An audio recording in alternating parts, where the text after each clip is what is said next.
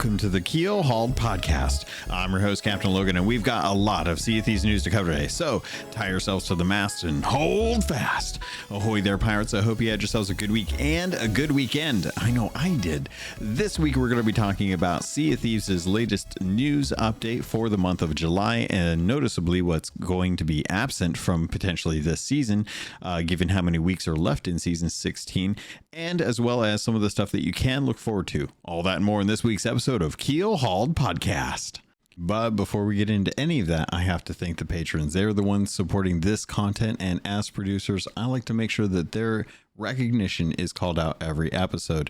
As such, we do have a new person, so I'm going to apologize in advance if I butcher their name. But thank you to A-Chick, L-Cute, Balls, Blue Turtle V1, Captain Chonky, Captain Longsharts, Chateau Neuf, Super Pack, Zombie Killer, Cosmic Johnson, Static Mirror, Davram TV, El Jefe Esteban, Godhammer 6, Carl Embo of the Embo Family Gaming, Kylia the Aficionado, Nightstar 1980, Elvin Vrammeyer.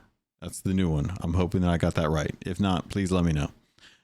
Evil Morpheus, Space Admiral Ors, Xbox Mike 29, Norwegian, Rabid Raccoon, Regis Stella the Brony Pirate, Ribloid, Rustbelt Kid, Shoe Daddy 13, The Demon Jester, Tommy D, TN Professor, Wailing Witch, Big Bad Pad, Mina Fairy, Heger Owl, Jeff H, Captain Duckweed, Evil Martha, Peter Miller, Rooski Doo, Thor Von Blitz, Luke Lore the Insipid Ghost, and Zam Wow. Thank you all so much for your love, for your support. It really does help out, and it really does mean the world to me. So as such, I hope you guys are having a fantastic week. And with that, let's get into it. First up on today's docket, let's talk about Xbox's massive layoffs. If you didn't hear, there's actually been a sweep of layoffs that have come from Microsoft over to Xbox. Approximately 9,000 employees lost their jobs across the entire company, including non-Xbox divisions, as part of the latest rounds of cuts. However, a separate report suggests that all of the games from last month's Microsoft showcase are safe, and they will still be released as planned. What this does mean for Xbox is that some games like Everwild have been shut down. Along that is a new MMO from the Elder Scrolls Online team and Perfect Dark that was recently showed in last year's showcase. So what does this mean for Sea of Thieves? Well, we're not quite sure, but it definitely suggests that with the cuts to Everwild, the team that is currently working there will either have one of two options: switch back over and help support Sea of Thieves, which is what I think many of us are hoping, so that the studio can continue to keep those employees on as they are still valuable to the team, or that they will end up leaving for a different project. Unfortunately, we've already seen that happen. While the reports are still coming in, it is suggested that Luis O'Connor, executive producer for Everwild, has left the studio, as well as Grog Mays, who is the Banjo-Kazooie veteran, who's also one of the influential designers for Rare. He had taken over or helped with the rebooting of Everwild a few years ago. And at this point, it is tough to say that after 35 years, he has decided to leave Rare. It's one of the things that I think a lot of us are upset about, as we know that recently it has become more and more clear that the head of Microsoft, Satya Nadella, has been investing in trying to recoup costs for the investment of AI in OpenAI. There was a lot of money that was poured into that. And as they look in areas where there is money that is just not going to be providing them any kind of source of income, or that won't be hitting their timeline, that those projects are being shut down.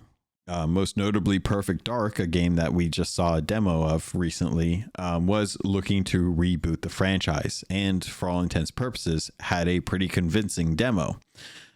With Everwild, it was announced back in 2019 after a couple years of development, and since then had only really received 1 to 2 additional trailers.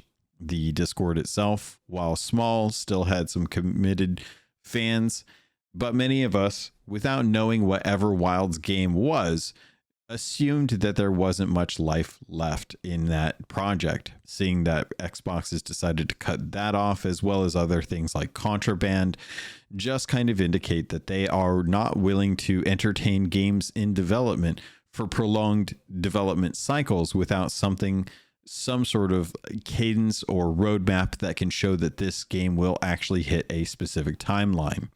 Gone are the days of studios being able to tinker and play around with projects indefinitely with nothing to really produce off of. If you don't believe me, go look into a game called Beyond Good or Evil 2.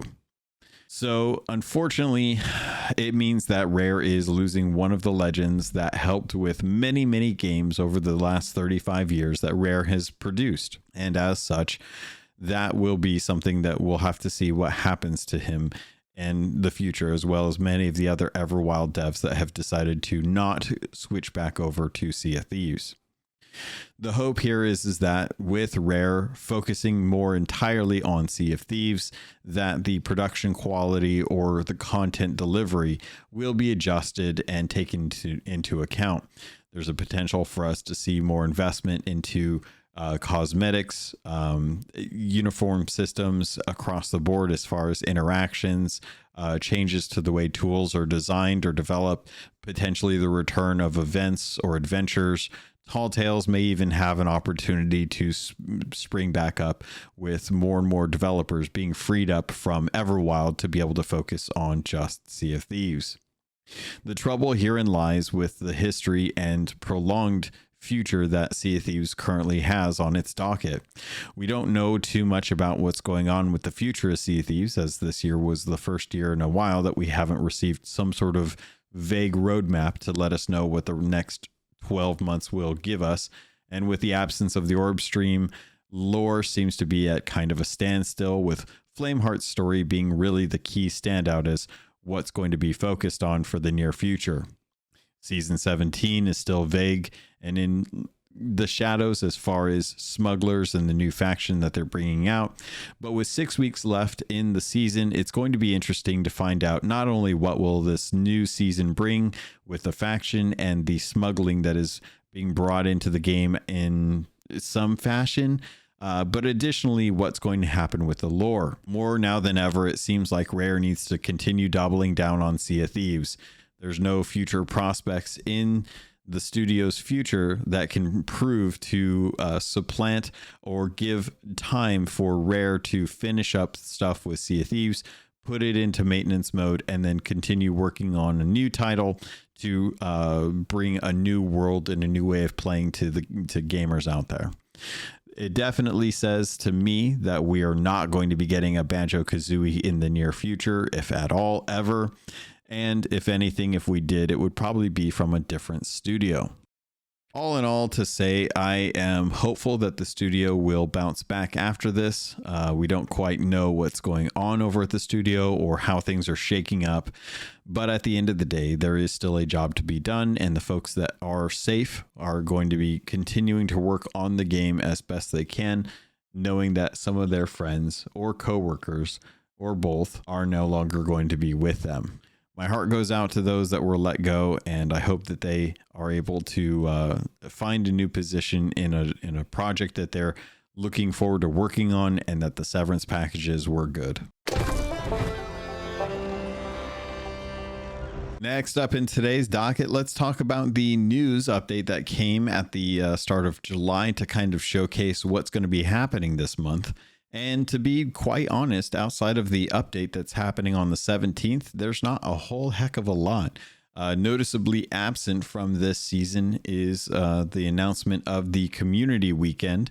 Tough to say why that's the case, as we have had revamped Twitch drops as well as the Reaper Fight Nights and an upcoming event that will be kicking off on the 17th. We typically have these community events. They usually provide us with another flag, another photo shoot board to stand in front of, and as well as the pop-up plunder. But with 6 weeks left in the season, it seems unlikely, as they will need to ramp up kind of news and talk about stuff going on with season 17 the last couple weeks of this season, which would soak up most of the time happening in August. As a result, I don't expect them to be doing a community weekend in the first 2 weeks of August. And given that the 17th is going to be the launch of the Legends Unleashed event, as well as the last monthly update, introducing the Followers of the Flame, a new voyage for the Reaper's Bones that sends crews in search of a new kind of Reaper's chest with enchanted items leading the way, it's safe to say that we probably won't be seeing anything associated with a community event unless they just haven't mentioned it and plan to talk about that more going on in the next coming weeks. Still tough to say, as we are looking at Sea of Thieves going to be participating over at the the Sea of Thieves Fest that's happening in a couple weeks now at this point. We are curious to find out if any of the devs are going to release any kind of information during the certain panels. We do know from last week's episode that there's a chance that the devs might kind of talk about the upcoming season or the future of Sea of Thieves, and that some of those panels are hoping to be streamed, if not just recorded and then put up later. I'm looking forward to hopefully hearing more about this. Given the time frame that it's happening, there's a good chance that I will probably not be able to find out about this until after I wake up the next day, and then kind of keep an eye on what's going on with the news and information that's coming from SOT Fest 2025. That being said, I do hope that everyone that's planning on going is being safe in their travels, taking care of yourself, and making sure that you're double checking things like reservations.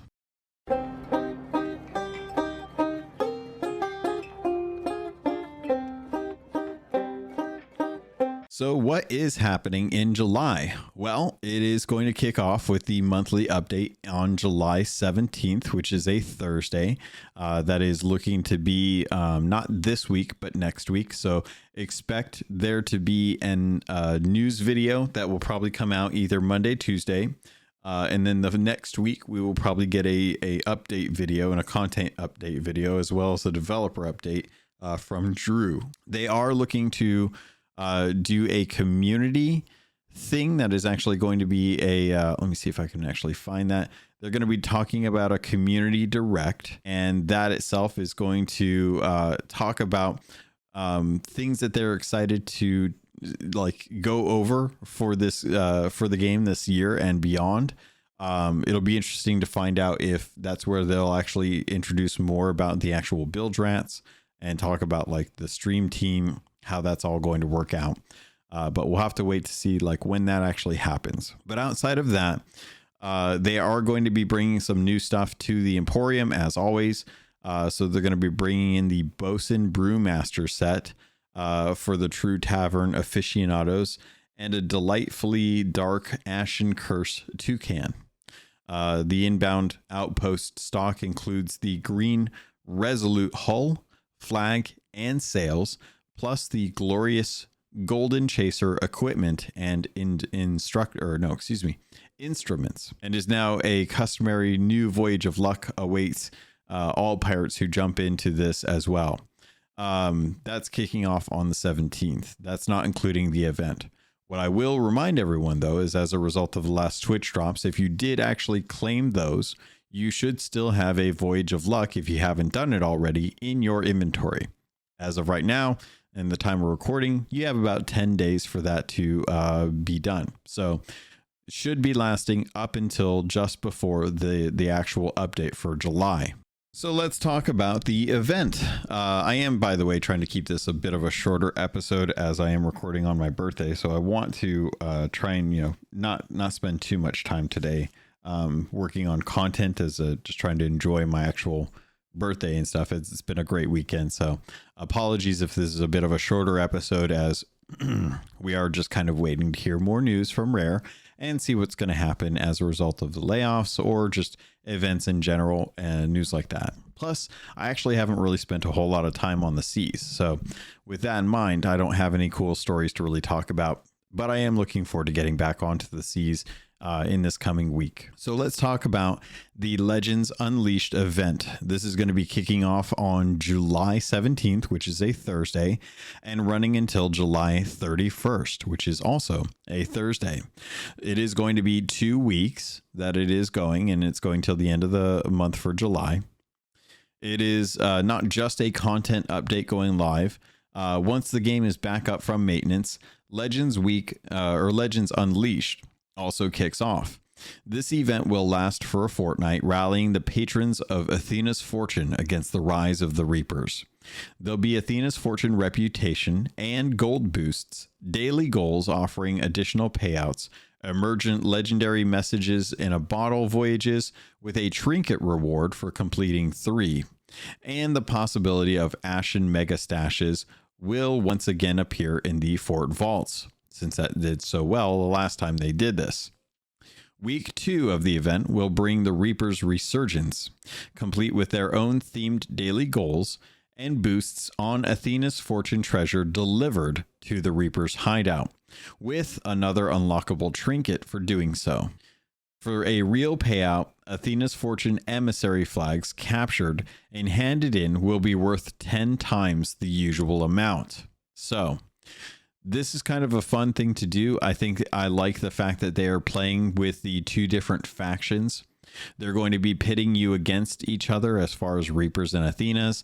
And this is probably going to be the best time for those of us who are still working on our Ashen or our Athena Veil missions, right? So make sure that you're taking the time at the beginning of the event. There are going to be the new voyages from the Reaper for the Reaper's Bones that are going to have you going after those new Reaper chests that will be called the Fellowers of the Flame. So you will get some new influx of commendations, probably associated in the Reaper's Rule Bilge-Rat section of the actual commendations as they pertain to the new voyage, and you'll be asked to do stuff.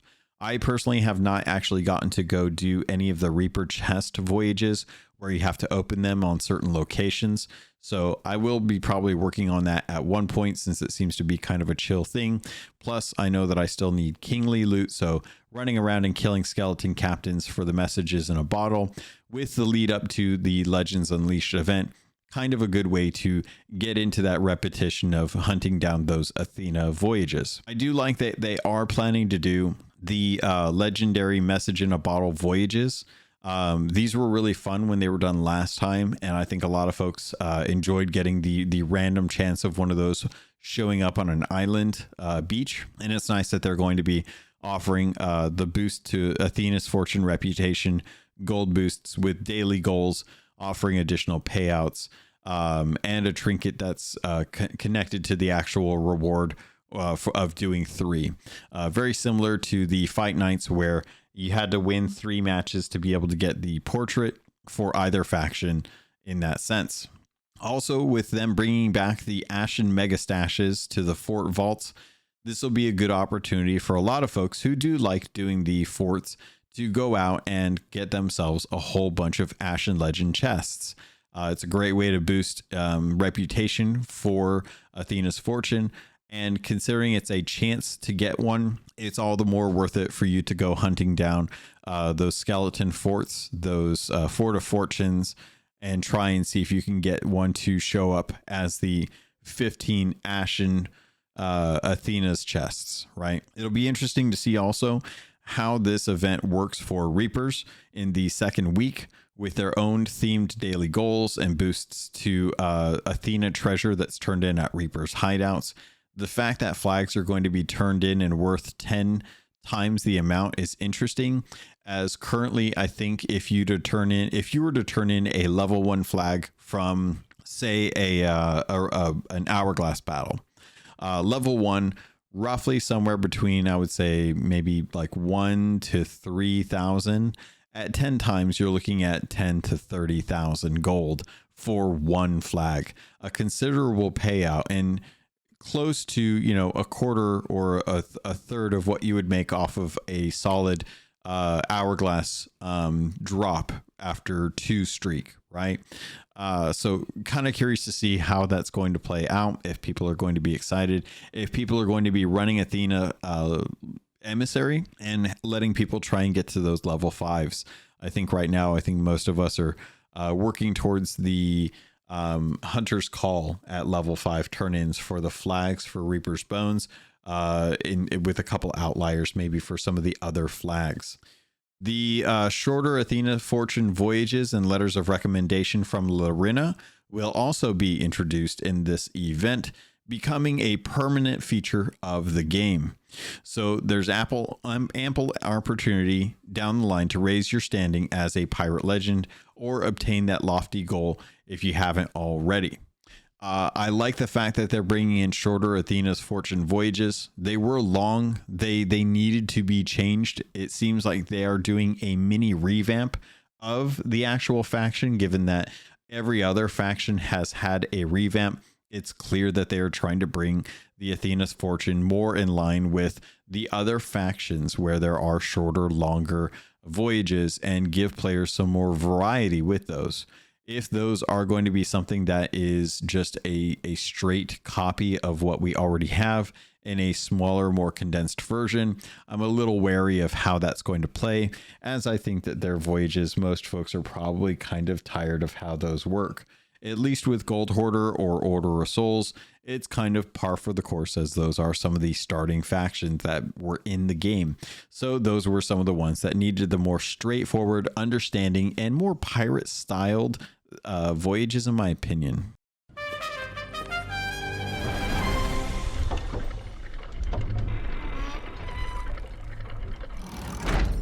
Also coming, starting on July 18th, the day after the new season drops, we're going to be getting a new set of Twitch drops. Similar to what we've had recently with the recent revamp, where the partners are going to be given the opportunity to do the Twitch drops, and it's not going to be made available for everyone. It is kind of a bummer to see that those are yet again another opportunity to lock out everyone from benefiting from being a streamer and leaving it just to the partners.